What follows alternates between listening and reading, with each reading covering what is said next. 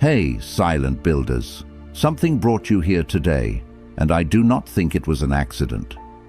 Maybe you have been grinding for months and nobody around you seems to notice. Maybe someone you trusted looked at your dream and smiled, not the good kind of smile, the kind that says, "Sure, good luck with that." Or maybe you are just tired of explaining yourself, tired of waiting for people to believe in something you already feel in your bones. If any of that sounds familiar, you are exactly where you need to be. Friedrich Nietzsche wrote in Twilight of the Idols in 1888, "That which does not kill us makes us stronger." But here is what Nietzsche did not spell out, and what Viktor Frankl discovered while surviving a Nazi concentration camp. The real transformation does not happen during the struggle. It happens in the choice you make about what the struggle means. Two people can go through the exact same painful experience. One comes out bitter, one comes out built. The difference is never the circumstance, it is always the decision. This video is about 6 decisions, 6 principles that quiet, focused, determined people live by, even when the world is not watching, not clapping, and not expecting much. We are going to talk about what it really means to ignore the noise, what outgrowing people actually costs you emotionally, what outworking everyone requires that no one posts about, and why winning in silence is not a coping mechanism. It is the sharpest competitive strategy available to any human being right now. Before we go any further, if this kind of content lands somewhere real for you, please like this video, leave a comment, share it with someone who is in the middle of their quiet season, and subscribe to this channel. If you are ready to start building, drop this in the comments right now. I am not behind, I am building. Number 1. The power of being underestimated. Seneca wrote in Letters to Lucilius in 65 AD, "He who is brave is free." Most people spend enormous energy trying to be taken seriously before they have done anything worth taking seriously. They want the title before the skill, the respect before the result.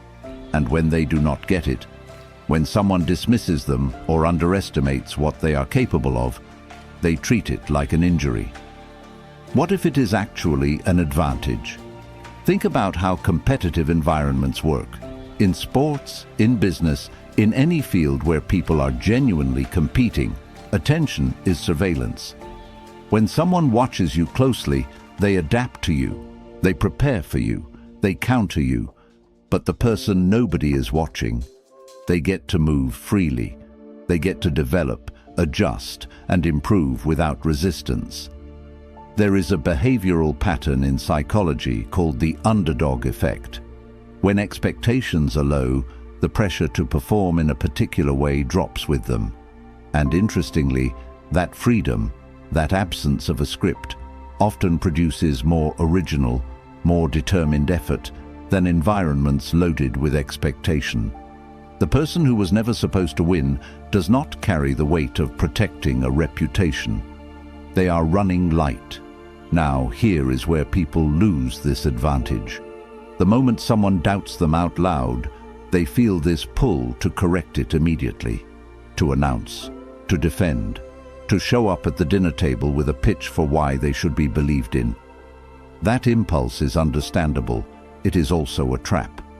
Because here is what doubt actually reveals about the person expressing it.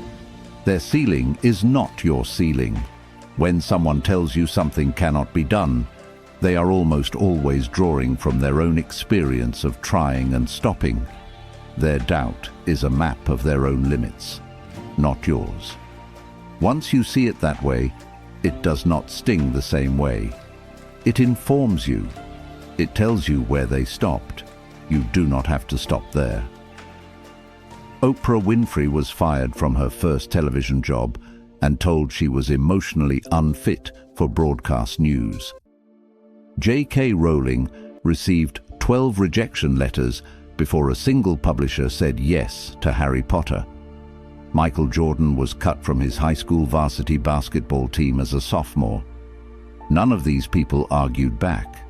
None of them held press conferences about being underestimated. They went quiet. They went to work. And eventually the work made the argument for them, louder than any words could have. The scoreboard always catches up to the effort, always. If this hit home, type this in the comments and mean it. My silence is my strategy. Number 2, ignore them, what it actually means. Marcus Aurelius wrote in Meditations, "You have power over your mind, not outside events. Realize this, and you will find strength." Let us be precise about this because the word ignore gets misread constantly. Ignoring people does not mean becoming cold. It does not mean building a wall around yourself or pretending criticism does not exist. What it actually means is far more active than that. It means making a deliberate, repeated, sometimes difficult choice about where your attention lands each day. Attention is not infinite. Neuroscience has been clear on this for decades. Every time your brain processes a social threat, a criticism, a comparison, a dismissal, it pulls resources away from creative and analytical thinking. Your brain is not good at multitasking focus and fear simultaneously. So, when someone's opinion about your pace or your choices or your potential takes up residence in your head, it is not sitting quietly in a corner. It is consuming energy you needed for something else. The average person generates somewhere between 50,000 and 70,000 thoughts per day. Research on attention suggests that a significant portion of those thoughts in anxious or self-conscious people are spent managing other people's perceptions of them. That is a staggering amount of cognitive capacity directed at people who are not building your life with you. Ignore them means stop paying that rent. Now, here is the practical part, because this is not just philosophy. Your environment shapes your thinking, whether you consciously engage with it or not. There is a well-documented phenomenon in social psychology called emotional contagion. It describes how people unconsciously absorb the emotional tone of those around them, not because they are weak, because they are neurologically wired for social attunement. It is a survival feature that worked brilliantly in small tribal communities and works against you when the people in your environment operate from fear, scarcity, or settled resignation. Choosing to limit your exposure to that, quietly, without drama, without a speech, is not arrogance. It is hygiene. The same way you would not choose to breathe in a room full of smoke every day, simply out of loyalty to the room. Restructure your environment. Unfollow accounts that make you feel like you are always behind. Spend less time in conversations that drain rather than build. Not with anger, not with a big announcement, just less. What you are protecting is something specific and irreplaceable. Your belief in yourself before external evidence has arrived to confirm it. That early belief, fragile, pre-result, still unproven, is the seed of everything. Guard it accordingly. If you are done letting other people's noise live in your head, drop this right now. My peace is my power. Number 3, outgrow them, the loneliness nobody talks about. Marcus Aurelius also wrote in Meditations, "Loss is nothing else but change, and change is nature's delight." Here is the part of the growth conversation that almost nobody has honestly. When you genuinely commit to becoming a different version of yourself, not just reading about it, not just posting quotes about it, but actually doing the work, you change. And the change is not cosmetic. It goes into your values, your standards, your sense of what time is worth, your tolerance for certain conversations. It goes deep. And when you go deep, some relationships cannot follow you there. This is not dramatic. That is actually the hardest part. It does not happen in a single explosive moment. It happens slowly. It is a Saturday night where the old group chat feels hollow.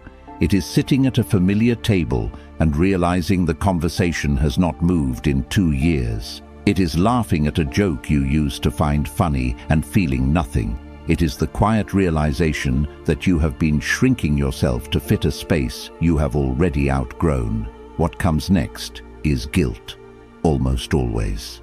You start to wonder if you are becoming arrogant, if wanting more makes you disloyal, if growing means you are somehow abandoning the people who knew you before. That guilt is worth sitting with, not because it is accurate, but because it is telling you something real.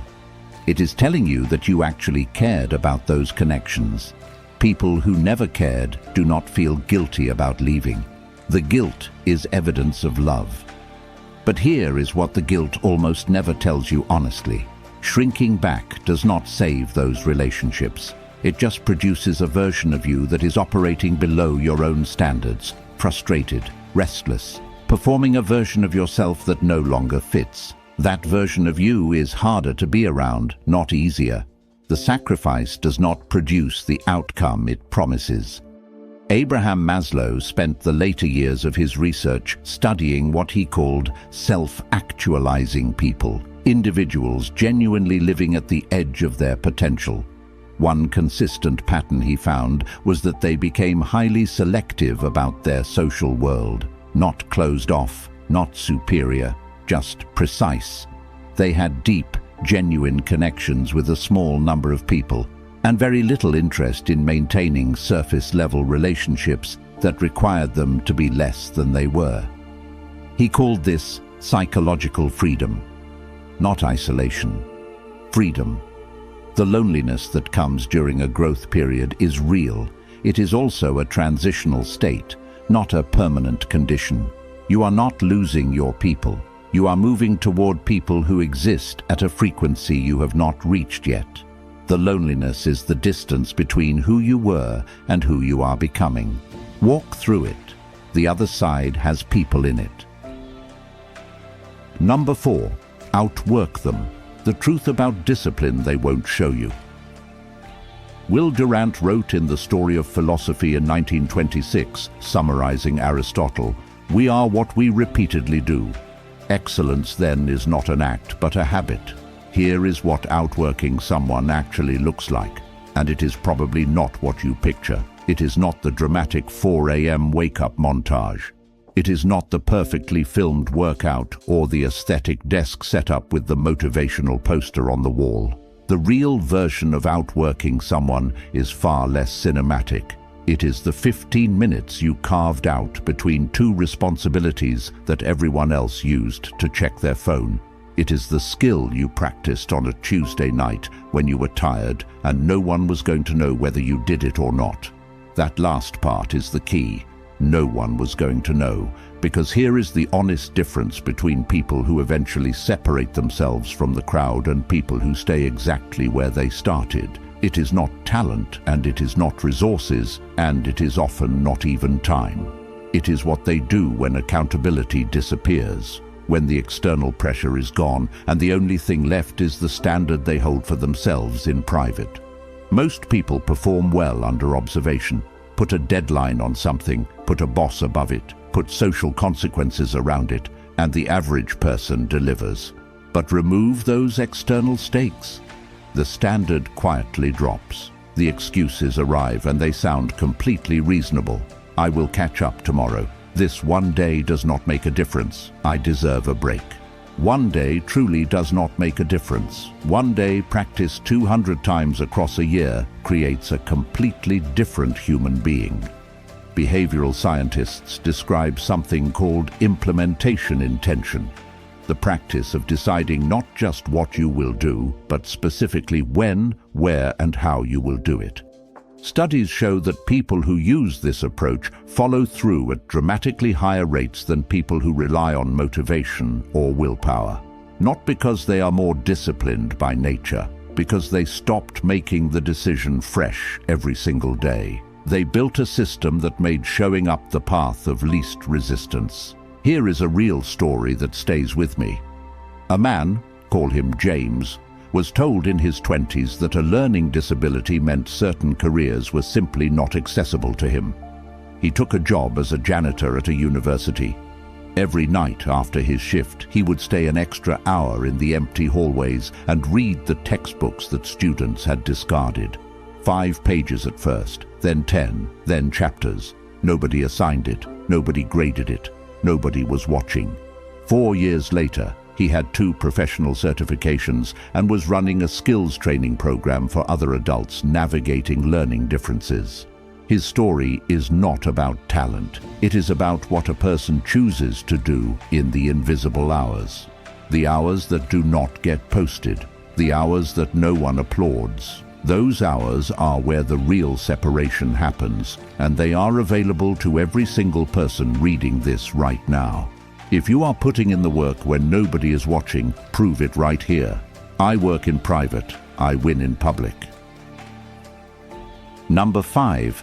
Win in silence. Why the announcement ruins it. A proverb traced back to Plato and later echoed by Geoffrey Chaucer in the Canterbury Tales. Empty vessels make the most noise. There is a very specific trap that catches ambitious people, and it catches the smartest ones most often. You have a goal that feels real and significant, something you genuinely believe in.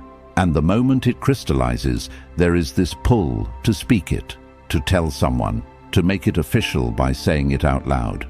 The impulse feels healthy, like ownership, like commitment, like stepping into the person you want to become. But what actually happens in the brain when you announce a goal? NYU psychologist Peter Gollwitzer researched this across multiple experiments over several years. His findings point to something counterintuitive.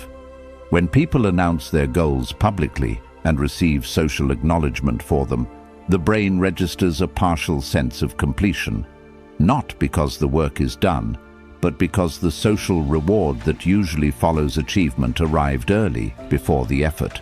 And that early reward quietly deflates the urgency that would have driven the action.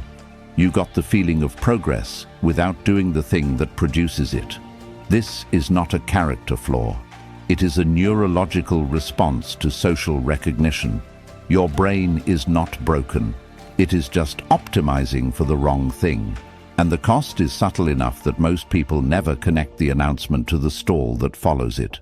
None of this means ambition should stay permanently secret. Genuine accountability relationships, people who will ask you hard questions, track your progress and not let you off the hook, those actually help. The distinction is between sharing your goal in a context that creates pressure and sharing it in a context that creates applause before the work begins. One produces accountability, the other produces a comfortable illusion of momentum. The people who arrive somewhere real, who one day simply show up in a room they were never expected to be in, almost never got there with a lot of fanfare along the way. They built quietly. They moved without announcing each step. And when they arrived, they did not need to say anything because the arrival said everything. That kind of entrance cannot be argued with. There is no counter-narrative available when the results are standing in front of people. They prepared for the story you told them in advance. They had no preparation for the results you showed up with in silence. Protect the energy of what you are building. Not every dream needs an audience before it is finished. If you are done announcing and ready to just build, claim this in the comments. I build in silence. Results do the talking. Number 6. The long game. Patience as a weapon. Leo Tolstoy wrote in War and Peace in 1869, "The two most powerful warriors are patience and time." Everything covered in this video, the underestimation, the redirected attention, the quiet outgrowing, the invisible work, the unannounced building, all of it rests on a single foundation that most people in 2025 are genuinely struggling to maintain. Patience, not passive patience, not the resigned, waiting for something to happen kind. The active, working, showing up daily without visible reward kind. The kind that keeps moving even when the scoreboard has not updated in months. That is hard. And social media has made it harder in a way that is worth naming directly. The content we consume daily is almost entirely composed of exceptional outcomes with no visible process attached. Someone launched a product and made 6 figures in 30 days. Someone started posting and hit 100,000 followers in 6 months. Someone left their job and built a life that looks better than the one they left in under a year. These stories are real, but they represent a fraction of people who tried. The algorithm surfaces them because they generate engagement. And because we see them constantly, our nervous systems have quietly recalibrated what a normal timeline looks like. So, when your own year passes and the results do not match the highlight reel, your brain does not say, "The timeline is normal." It says something is wrong with you. That misread is expensive.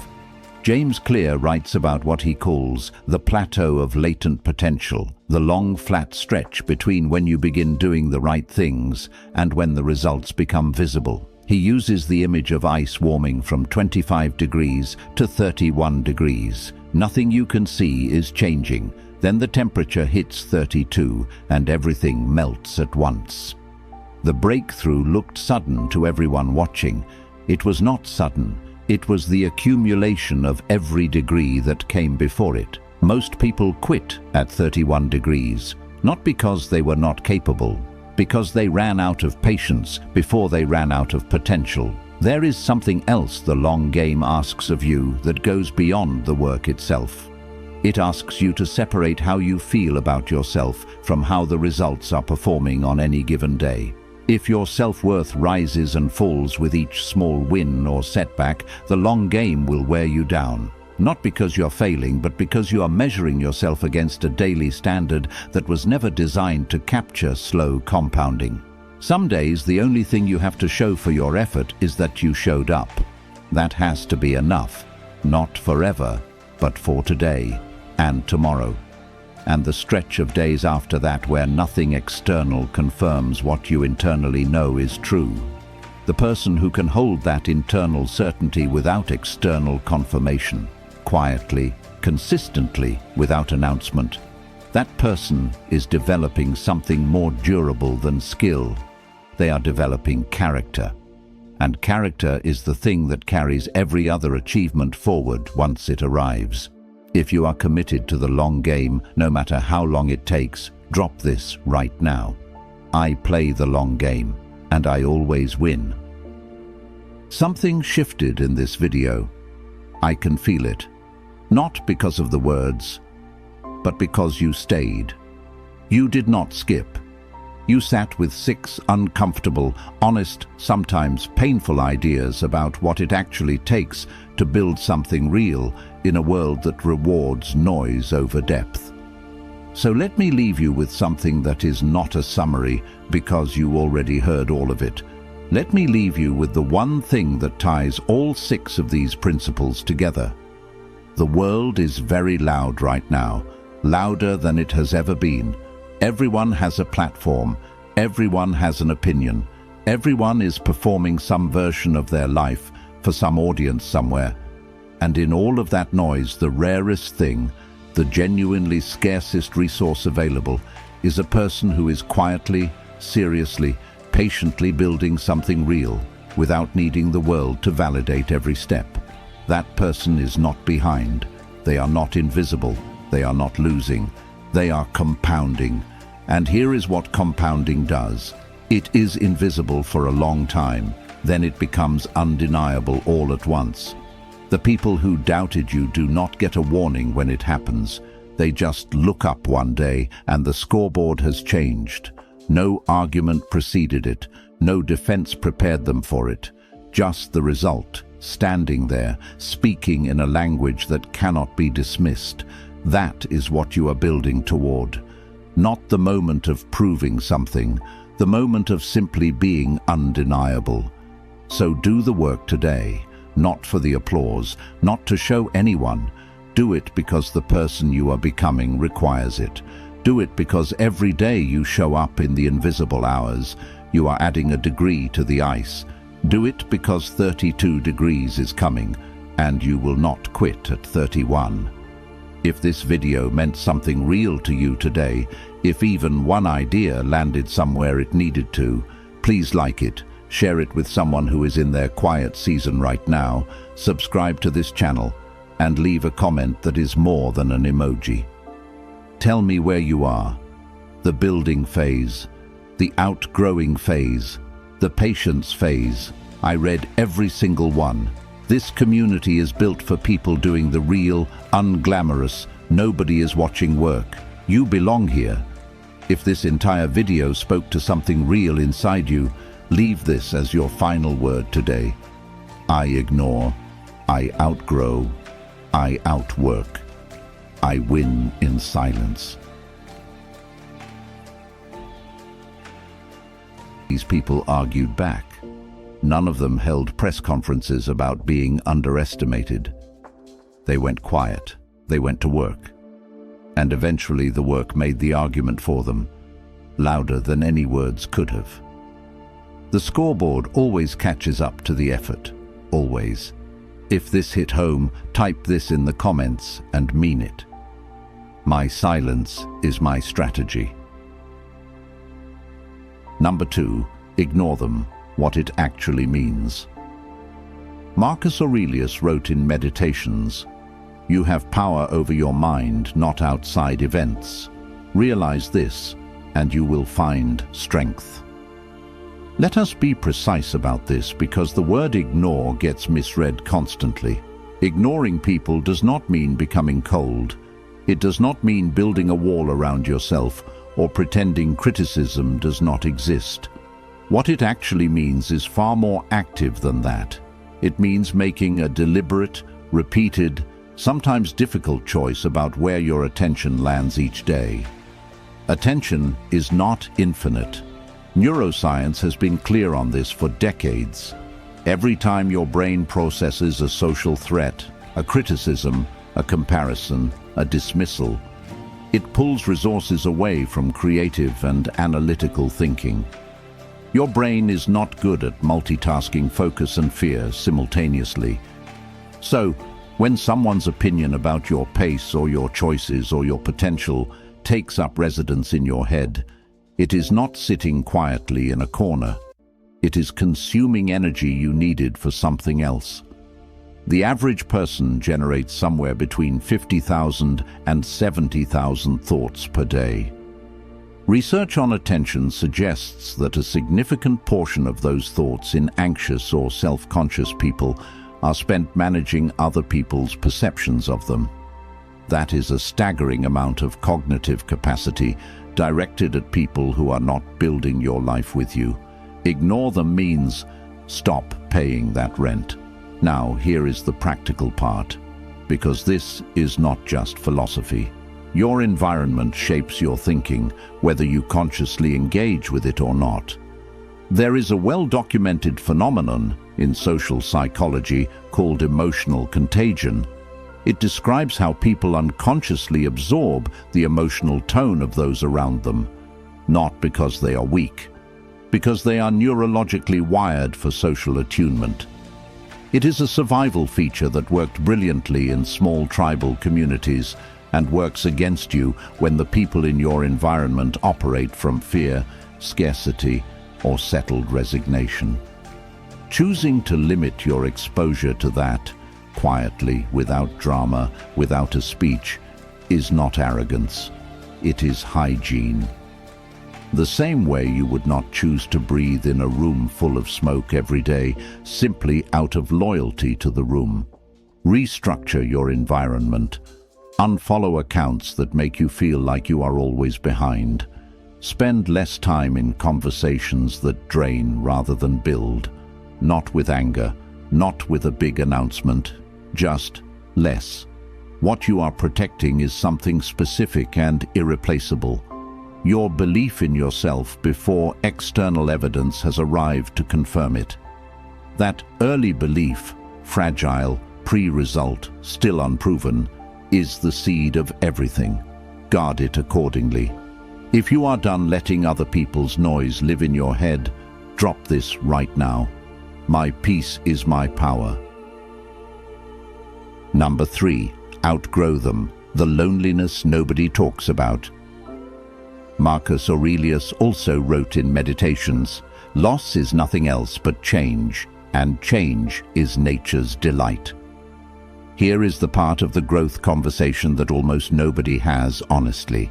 When you genuinely commit to becoming a different version of yourself, not just reading about it, not just posting quotes about it, but actually doing the work, you change. And the change is not cosmetic. It goes into your values, your standards, your sense of what time is worth, your tolerance for certain conversations. It goes deep. And when you go deep, some relationships cannot follow you there. This is not dramatic. That is actually the hardest part. It does not happen in a single explosive moment. It happens slowly. It is a Saturday night where the old group chat feels hollow. It is sitting at a familiar table and realizing the conversation has not moved in 2 years. It is laughing at a joke you used to find funny and feeling nothing. It is the quiet realization that you have been shrinking yourself to fit a space you have already outgrown. What comes next is guilt. Almost always. You start to wonder if you are becoming arrogant, if wanting more makes you disloyal, if growing means you are somehow abandoning the people who knew you before. That guilt is worth sitting with, not because it is accurate, but because it is telling you something real. It is telling you that you actually cared about those connections. People who never cared do not feel guilty about leaving. The guilt is evidence of love. But here is what the guilt almost never tells you honestly. Shrinking back does not save those relationships. It just produces a version of you that is operating below your own standards, frustrated, restless, performing a version of yourself that no longer fits. That version of you is harder to be around, not easier. The sacrifice does not produce the outcome it promises. Abraham Maslow spent the later years of his research studying what he called self-actualizing people, individuals